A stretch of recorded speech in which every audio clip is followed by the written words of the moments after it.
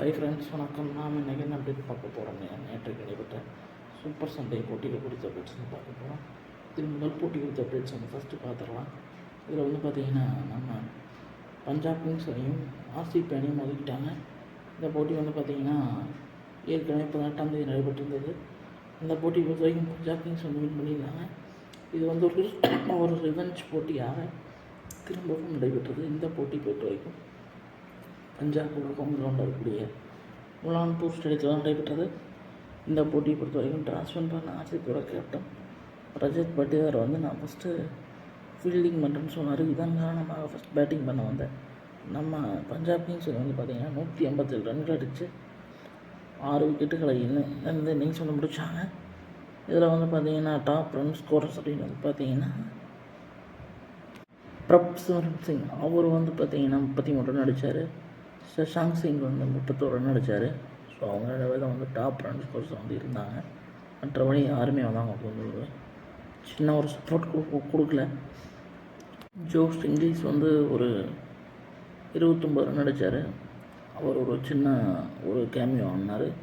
அதே போல் கடைசி இடத்துல மார்க்கோ ஆன்சனும் சஷாங்க் சிங்கும் ஒரு கடைசி 5 ஓவரில் வெறும் 28 ரன் மட்டும்தான் அடித்தாங்க. அதுவும் கடைசி பாலில் ஒரு 6 வந்தது. அதனால தான் இந்த 157 ரன்னே நான் சொல்லுவேன். ஸோ அந்தளவுக்கு சிறப்பாக நம்ம ஆர்சிபியோட பவுலர்ஸ் போட்டாங்க.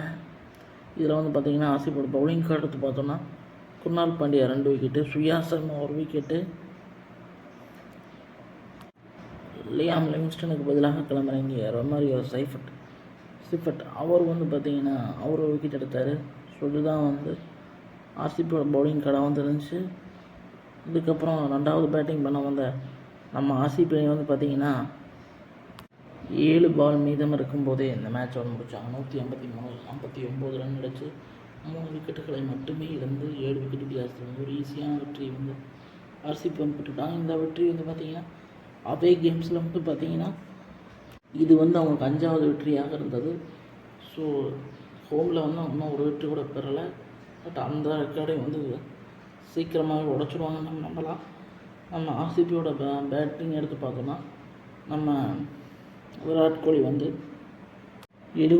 ரன் அடித்தார். அவர் தான் டாப் ரன் ஸ்கோர்ஸ் வந்தார். அதே போல் பார்த்திங்கன்னா அவர் தான் பிளேயர் ஆஃப் த மேட்சாகவும் இருந்தார். இதுக்கப்புறம் பார்த்திங்கன்னா நம்ம தேஜத் படிக்கல் அவர் பார்த்திங்கன்னா அவர் பங்குக்கு இம்பேக்ட் பிளேயர் ஆகிறாங்க. அவர் ஒரு 61 ரன் அடித்தார். கடைசியில் பார்த்திங்கன்னா நம்ம இவர் சித்தேஷ் சர்மா ஒரு 6 அடித்து முடிச்சு வச்சார். ஸோ இதுதான் நம்ம ஆர்சிபியோட பேட்டிங் கார்டாக இருக்குது. ஸோ இந்த வெற்றியின் மூலமாக ஆர்சிபி 5 வெற்றிகளோட 10 பாயிண்ட் எடுத்துருக்குறாங்க. ஸோ இதன் காரணமாக நம்ம குஜராத் டைட்டன்ஸ் 10 பாயிண்ட் இருக்கிறாங்க. நம்ம டெல்லி கேபிட்டல்ஸ் 10 பாயிண்ட்டு, நம்ம பஞ்சாப் கிங்ஸ் 10 பாயிண்ட்டு, நம்ம ஆர்சிபி 10 பாயிண்ட்டு, நம்ம எல்எஸ்ஜி 10 பாயிண்ட். இந்த 5 டீமே 10 பாயிண்ட்ஸில் இருக்கிறாங்க. ஸோ பிளே ஆஃப்க்கான ரேஸ் ரொம்ப தீவிரமாக இருக்குது. இந்த 5 டீமுக்குள்ளே தான் போட்டி இருக்குதுன்னு நான் நினைக்கிறேன். இதை பற்றினோடைய கருத்துக்களை அந்த கமெண்ட் பாக்ஸில் போடுங்க கேட்டுக்கிறேன்.